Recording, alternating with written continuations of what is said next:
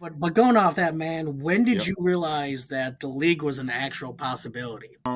It was here when I was on campus at Nebraska as a freshman, my freshman year, and it was after whatever my that year, 1995, that third game of the regular season we played because we already played Oklahoma State in Oklahoma in Sweetwater, and then we went to East Lansing to play Michigan State, and in both those games I scored my first touchdown in an Oklahoma State game. I had over 100 yards in the Michigan State game and a touchdown. And now I think our third game was against Arizona State, and we beat. They had Jake Plummer. They had a good team, and we beat them pretty bad. And I had two touchdowns in that game. So after that game, that's when I'm like, I'm playing against these are the one percenters at the college level. So to myself in my head, which I was very cerebral, I didn't talk a whole lot as a kid, as a young freshman. So I said in my head, I was like, if I could do this, and I'm looking at their rosters, I see Jake Plummer on the other team. I see these guys that on the defense that's going to get drafted first, second, third rounds. And I was like, and Oklahoma State at Michigan State. And I'm like, if I could play against these guys, I got a shot. So that's where I said I had a shot. Not that I could play there, but I knew then, and that's all I needed as a kid. You tell me I got a shot, or there's a chance, or there's an opportunity. I took full advantage of that line that was said to me, and then did everything within my power to do that, accomplish that goal. Join me, Jeremy Swick, on Into the Unknown, a podcast that delves into the personal journeys, stories, and experiences of individuals across diverse professions. As a historian by trade, I firmly believe that our personal histories shape our present and offer valuable insights into our paths ahead. With that being said, let's get into it. So, what are some of your questions, Jeremy? Shoot them at me. Yeah, man. So first, I'd be remiss not to say my folks say hi. My pops was super excited. He's probably the Okay. biggest reason I became a Packers fan, and Yep. so he was super excited to kind of hear about all this, and just he told me he wanted to let you know loved watching you in the green and gold. Thank you. Great memories with that. So we definitely appreciate it. Okay. Cool. You're welcome. Go Pack. Go there. Hey, hey, the the Packers all time leading rusher is pretty cool to talk to. But going off that, man, when did Yep. you realize that the league was an actual possibility?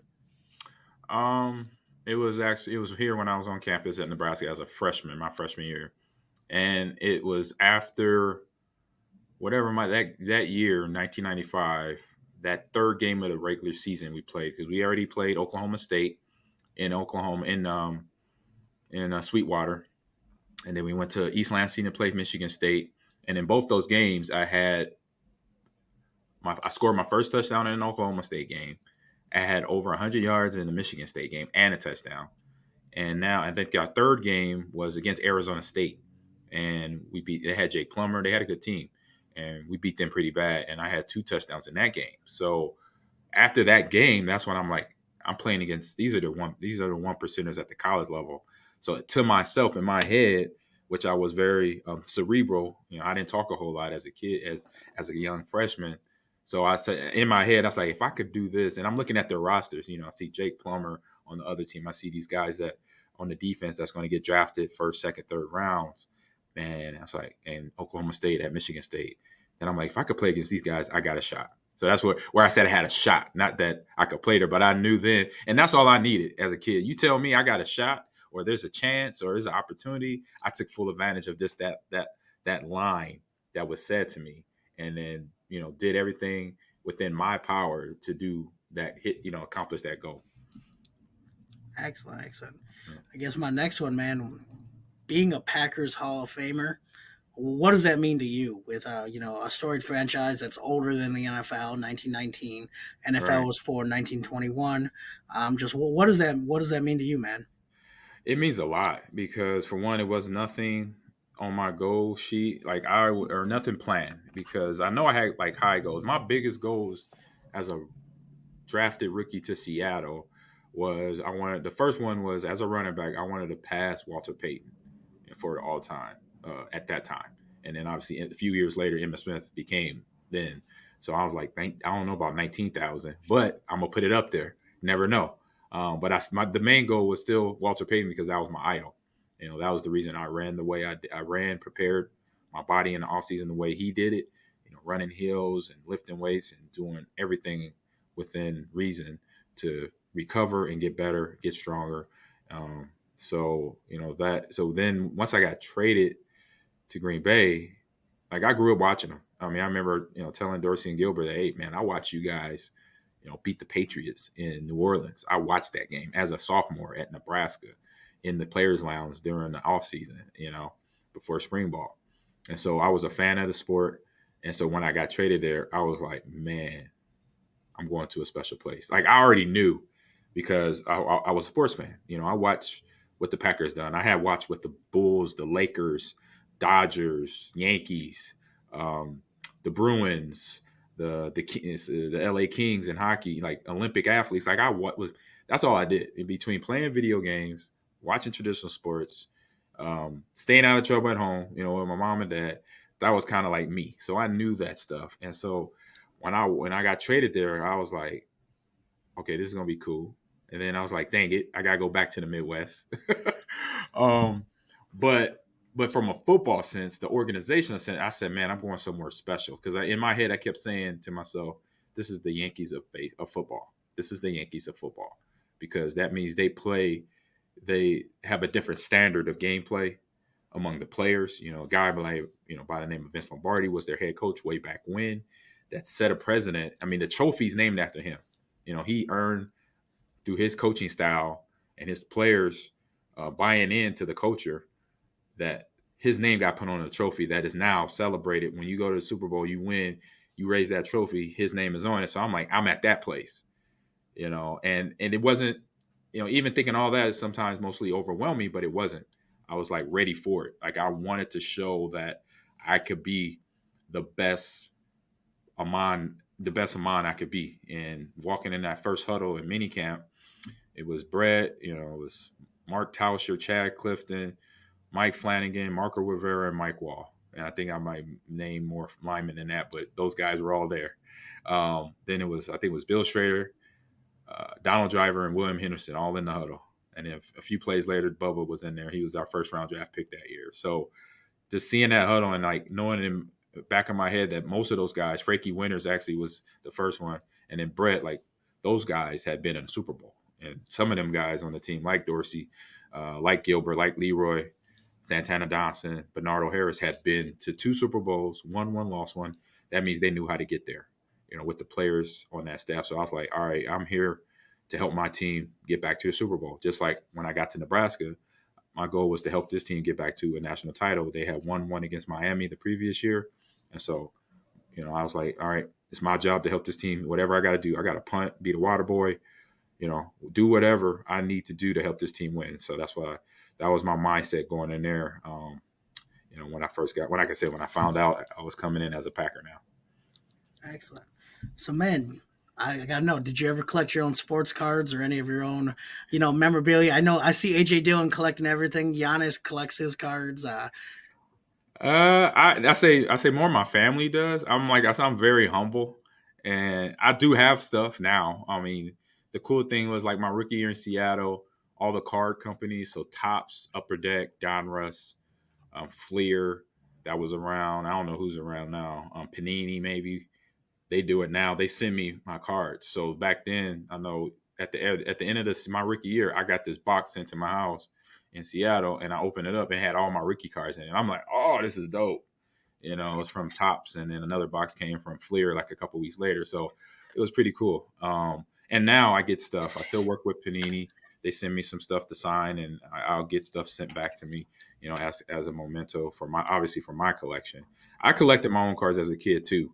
I did it probably from like 19. It wasn't long. It was like 2 years, like 89 to 90 or 88 to 90, where I had football, baseball, basketball, even some hockey cards in my book. I still have my book, and the cards are still in there, so they're still almost basically mint condition. So one day I'm gonna definitely open that thing up, go to wherever you could tell me where to go and put them to put them for auction. Exactly. Because I know I have Michael Jordan, Walter Payton, Bo Jackson, Marcus Allen, Joe Montana, I might even have bread in there. I gotta look. I don't know if I did or not, but yeah, I got my own little car connection too. I just haven't got into the car breaks as we see some guys like AJ does and other people that do on Instagram. That's funny. That's cool. I had to, pull out a couple cards I got of yours, Nice, the rookie. the rookie card, man. Yep, And in then my I first year remember, as a Packer. as a kid, I got it signed from Ahman Green Oh, at one of those little, sports camps you go to yep. as a kid. My NFL dreams didn't quite pan out. That's Being okay. being 5'6" on a good day, it gets a little tough to get in there. Yeah, I'm that's like, all good. but you being a gamer, man, do you collect anything? Well, you see behind me, I got. Well, let me see. Right there. There's Sonic, and then Thanos Gauntlet is up there. And if you see right there, that's a Sonic. That's part of the game. When you first start the Sonic game, the first one, Yeah, it's the trees, the palm trees. Actually, I'll just grab it since it's right behind me. I know collectors like showing off their collection. So I'm a Legos guy on top of that. So you see that Oh that's in the yeah, office. that's what's up. Yep, I put that together a few weeks ago. I was like, yeah. And so Legos partnered obviously with Nintendo and Sega Genesis, which is a very smart partner move for us gamers and for them as well, making a ton of money. So yeah, I didn't get to do my podcast in the podcast room because it was booked already. I was like, dang it, but I got the book. I booked it for the rest of the semester, so I'm gonna be there. I love it. But if I'm not, I'm gonna be in here, and you're gonna see the Lego collection grow. My plan is to bring in anything that's video game um, area to come in behind the walls, in the shelf, stuff like that. I love it, man. And we already talked about this one, but I had to pick up the thrift store find, man. Of course, I The, think I have that one at home. hey, Yep, I the got the legend. green jersey on that one. I love it. I Yep, love it, man. I got two more. Did you play as yourself on Madden? of course, of Okay. course. You I mean, pad I your got the stats? opportunity. What's that? I said, did you pad your stats? Nah, I mean, I gave myself the ball a lot. But the cool thing is, I had to not only had the chance to play myself on Madden, but I played myself on Bill Walsh College football back in 1995 because that's when that image, that a name, image, and likeness kind of started up. For players, the EA Sports, and now, glad as everybody knows, 2024. I think it's NCAA 24. It's coming out in the fall.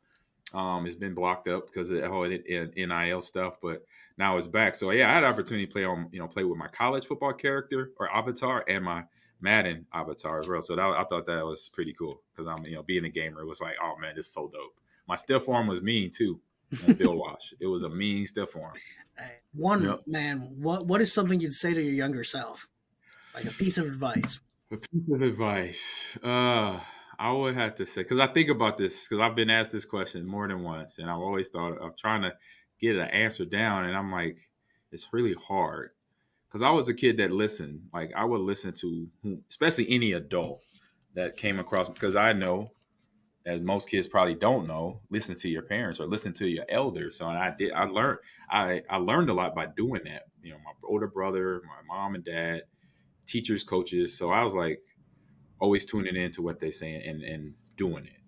And something that I would say to myself as a kid would be, because I know I'm gonna get asked this question again, so I'll remember this for now. I'll say one thing I would say was, don't be so hard on yourself, because I was my hardest critic, and anything I did wrong, from not passing the test, if I did something as a kid, getting in trouble with my mom and dad, I would be in the room on punishment. But then on top of that, I'm punishing myself more mentally. Playing a video game, I would sit there and get. I didn't rage. I only raged once in my life, so this is beyond that. So I'll put the controller down and then like go outside, get some fresh air. Like, all right, Madden, I'm gonna get you. I'm gonna beat this game, right?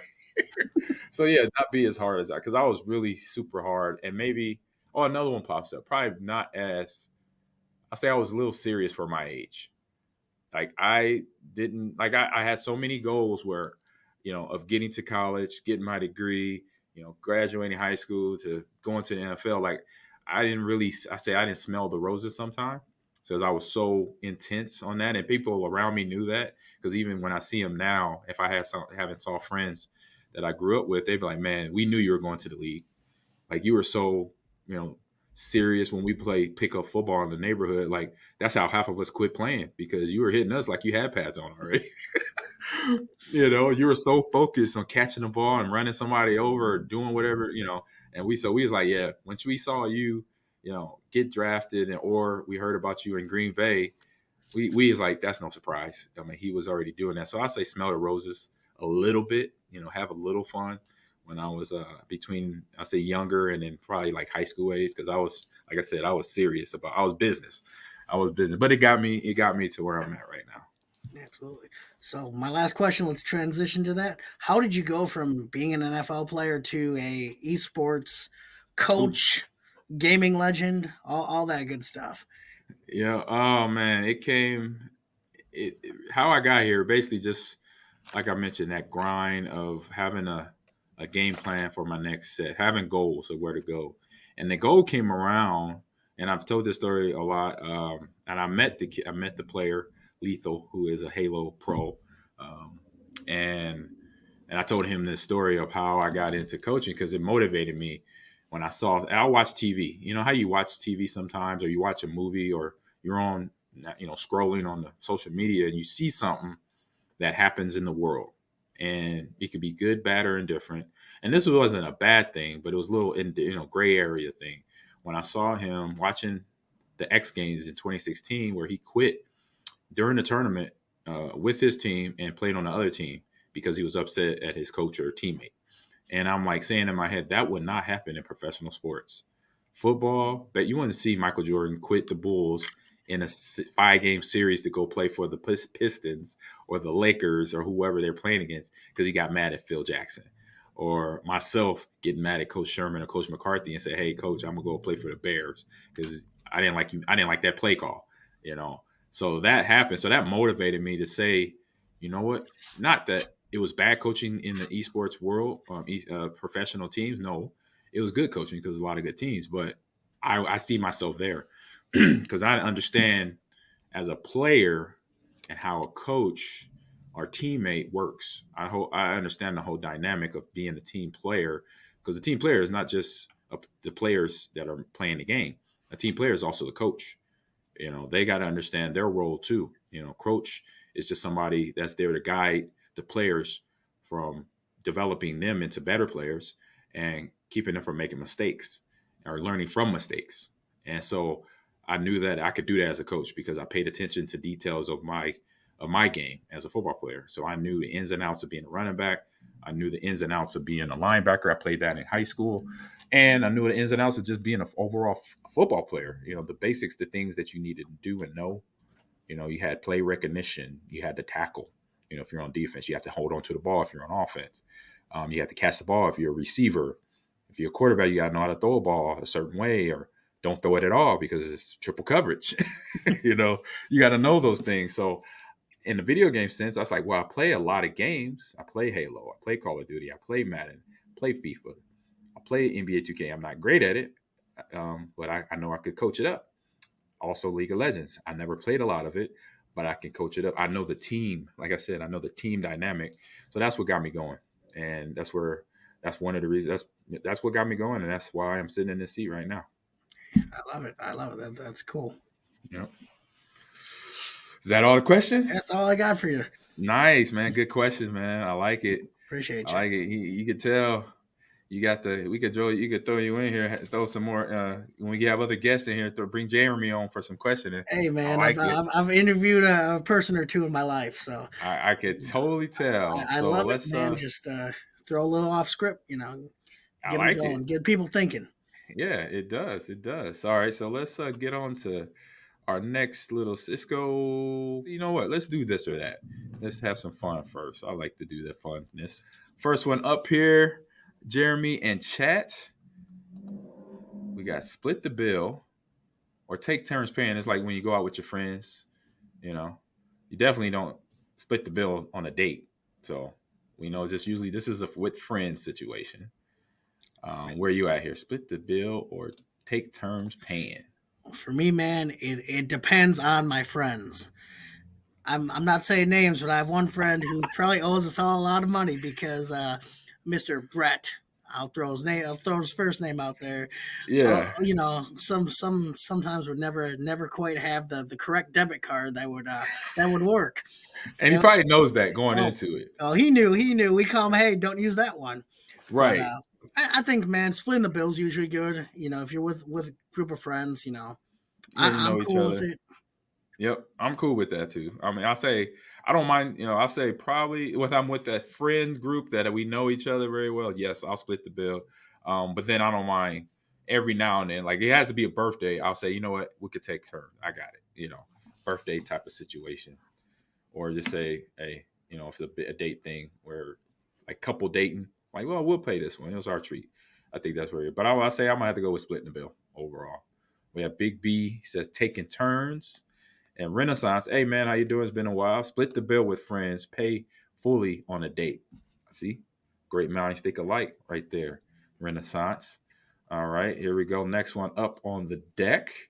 Here, this is an interesting one. I don't know what I was thinking here.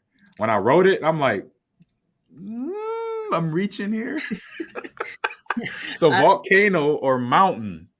I was trying to dig in the mind of Ahman on that one when I saw that last night. I was like, where is he going with this? But I mean, after I wrote it, I was like, I was going to erase it. Then I was like, no, I'm gonna just throw it in there and see what happens. Volcano or mountain? Chat or Jeremy and Jeremy. man, I'd probably say mountain. I like how the mountains look. You can walk up them and not, you know, as long as And you're not dressed potentially appropriately, die or get you can melted. be all right, man. Volcanoes, they're kind of designed to explode whenever they really feel like it. So I don't know how I feel about hiking up a volcano. Yeah, you seen that Will Smith his National Geographic show that he does, and I think he was on a volcano in like the first episode. I think that's where that's where I got the idea from because I'm like because you could be in the volcano or around it where it's kind of like quiet, but Yeah, it's still you hear the lava moving and all that. So, but yeah, I'm not Will Smith. I don't have a lot of money to go up a volcano like that with a tour guide. So I'm with you. I'm on a mountain, mountain. a nice sunny day. Have my backpack or water bottle. Get to the top, fresh air hitting you. That's all. That's good. That's good for the soul. So we got here. We got Hinder E says mountain for sure. And BR Facial, what's good, man? It's been a while since we've seen you. He also said mountain is easy. Yes, indeedy. Fat and greedy. Man, you gotta be careful. That's the only worst thing is like in Seattle, when I lived there, it was every spring, it was the mountain lions attacking people hiking in certain areas. They probably shouldn't have been, you know, because the wild animals that you're in their territory, I was gonna say that's their home. You're just That's a their home. visitor. You walk in, yeah. Once they walk in our house, then they in our house. But then we walk in the backyard, up some trees. You in their neck of the woods here. All right. So next one on the list here: cook as you clean, or clean up at the end when you're making a meal at home. I always get on my wife about this one because she is the clean up at the end, but it might be in the morning. I'm like, girl, like you didn't. I could have did that. I could have helped you. You should have said something. If you were tired, I would have cleaned up. So where you at on this one, Man, Jeremy? She gonna I'm she gonna definitely not like me on that one. I am I know clean she's as I listening cook, in. man. You clean? Say that again. I'm clean as I cook. Gotcha. I Gotcha. Me like it too. to I like it to be clean when I'm done cooking because after I eat, I don't want to start. I'm not going to clean it. I know that. Me too. I'll clean as I go. Like soon as I finish something, I'll wrap it up. Especially when I'm in for the night when it's dinner time. Because like breakfast, I kind of wait till the end because I want to get everything done, and then I'll clean it up once I either get back home later. But dinner, yeah, I start doing it because I have time. It's no rush. This is the end of the day. So Big B, clean it up or clean at the end, and BR Facial says clean as he cook with a big kitchen. That might change. Oh, he sounds like he's moving to a bigger kitchen. Oh, Moving okay. on up. Yeah. Big B says, but if it's frozen pizza, I'll wash the pan before I eat. And then Hinder E says, my mom would be mad at my answer, but clean up Clean at the end for me. Oh, well, at least you're cleaning. She got to know that. At least you're cleaning, Hinder, and not leaving a mess. Not leaving a mess. This one I like. This next one I like. This has been part of my life for a long time here. Pep talk or motivational quote. Excuse me. Wow. I need to get back doing that on Mondays. I used to do motivational Monday post. I need to get back on that. What about you, Jeremy? Where you Man, at? Pep talk or motivational man, quote? I'm big on motivational quote, man. Mm, Things like affirmations, things like that. But it's tough because one of my favorite speakers is a motivational speaker, Dr. Eric Thomas. okay. And so with him, man, I feel like, listen to him, you run through a wall while you're, cleaning dishes. It's just so. I I think like it. that Yeah, I I think think he's the one on. He does post all the time, right? yeah. The name sounds familiar. I think I know. He's kind of. I'm not saying he's yelling, but he got a Oh yeah. firm voice. I Yep. think I Yep. know you're talking about. Yeah, Yep. He's doing a lot of stuff with the NFL and things like that. But got it. sometimes from him. But sometimes I like a nice quote too. So I'd have to say it's tough. I think I'm a little bit more neutral, but I think it depends on the situation for me. Got it. Got it. I'm gonna go motivational quote. I like those because especially ones now like not the quote itself, but you could save it. I could screenshot it, save it in my Instagram inventory or whatever, so I could go back to it and read through it. I like to click them, save them, and then go back. And when I have in a day where I got to get through something, or I want to tell my kids, "Hey, man, look at this quote right here. That it says a lot." And all of it, some of it sounds the same, but you guys, like you said, those affirmations, those reminders of keeping the course. Big B says pep talk for him. Mm. Is it halftime pep talk or pregame pep talk? That's all I know. You got to fill that in for us, Big B. All right. Of course, to wrap this thing up, I had to throw this one in here because you watch sports, you watch things. Jeremy, watch esports or you play the game or play esports. Man, I am 100% watch esports. I Mm, I was Twitch for Twitch, man. I right. grew up loving watching my friends play video games. One of my college rugby teammates, Wesley Wayso, I think we watched him play Grand Theft Auto probably 6-7 hours a day on Sundays, just So because you it was just sit next to entertaining. him and watch? We just chill and watch. It was Oh, okay. almost like an in studio Twitch, if you will. There you go. So it was one of those, and I had stopped playing kind of video games like that. So by the time I would try to jump back on, I'd get crushed. I mean, mine's N64. I can still put kids to work on that. I got you. We're gonna have to play one day because I love 64. I like any retro console, period. Any retro console. I say the only one I didn't really play a lot on was Commodore, the Commodore from like the early 80s, but like Atari 1600 and then I think the 3200, ColecoVision, Nintendo, and then Sega. Yeah, those are out. If anybody has one that's working, let me know. I'll stop by. I'll pull up and we could play some couch co-op Legend of Zelda or something. I'm just telling some of the kids about that. The old Legend of Zelda to now, it's definitely changed. But no, we were just talking about it. That's what it was. We were just talking about it before we started the stream today. So, oh man, that's we're at the end of the show. We just wrapped things up. And Jeremy, man, thanks for jumping in and being our special guest this week. Um, Great conversation. And if you look him up here, you have all his social medias right here. I'm about to put it there at the bottom to get it running. That one, those two places has everything. I say if you go to the Instagram, you click the link tree, you literally see everything he does, which is tremendous work. A lot of work he gets done, but he's a pro at it, so he probably knocks it out. How quick do you make those clips?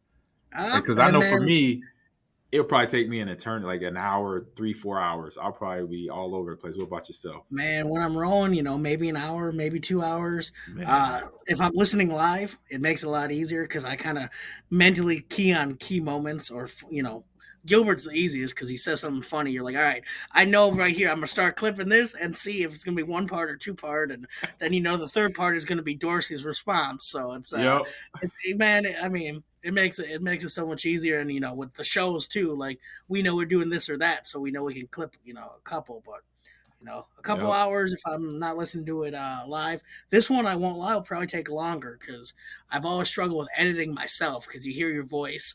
yeah, You start thinking about, oh, I should have done this. I should have, I said a lot, or oh, you betcha. I think I yeah. saved it this time, but Just watching like me watching a football game. I'm like, oh, he don't have it high and tight. Or that was a bad, I'll say, trying to wrap up. He didn't wrap up real good on that tackle. You critique yourself. Same thing I do. I mean, I'm saying I didn't say like 3 times. The thing is that we're aware of it as commentators, and that's part of the profession. Some things you won't want to repeat unless it's something real funny. Definitely, man. And you know what? The more and more you do it, it's funny because even you, man, I learned the cadence of your voice when you're about to say something. I can start clipping it from there and like, all right, he's going to say this, and I'll cut it into like a 40-second clip. Right. So you start to learn how people's kind of their voice pattern, how they speak, and what they say. Nice. And that's why you got the talent, man. Just putting in that work and keep it going. You, man. Thanks again for having me, man. It's been good. Yep, appreciate you. You're welcome. And so everyone will be back next week. Same back channel, same back channel. I will be in the podcast room. I went on to the website and I put the scheduled time in. So I got the podcast room for the rest of the semester. I planned it out. I got that time. I took it. Let's go. People are might be mad at me here at the journalism college, me owning the podcast room on Wednesdays from I think it was 10:15 to 12:15. So, my setup and then potentially overtime of the show, because usually it's an hour. But, like this one, we went a little longer, but it's worth it because we talked to my man Jeremy and we're talking about Grogu. So when it's a combination of that, you could go overtime anytime. Can't lose. So, can't lose there. Can't lose there, man. Everybody's going to enjoy the show. So everybody have a great rest of your hump day because today is Wednesday. I know I'm looking at clear skies and maybe 50 degrees. I don't know about you, Jeremy. It's not bad. It's not snowing. Right? It's not snowing. So in Wisconsin, there you go. Be nothing but good. That's a win. That's a great day. It's no snow in almost March. I mean, end of March, almost April. Okay, so that's a win in Wisconsin. So everyone, again, in the chat, thank you for jumping in. Renaissance, Big B, the Bear Fan, man, how you doing? BRF Facial, appreciate your trolls from the UEL. Popped in here right at the end. So everybody have a great rest of your week and see you next week in here, chit chat, having a good time with us, talking about more video games. Peace. That was another fun episode of Into the Unknown. I truly appreciate you taking the time to listen. And if it provides you any value or entertainment, I would love if you shared it with others, liked, subscribed, and really just help the podcast grow. Again, tell a friend, tell a foe, just anyone who might enjoy hearing some stories of people's own journeys and what got them to where they are today. Till next time.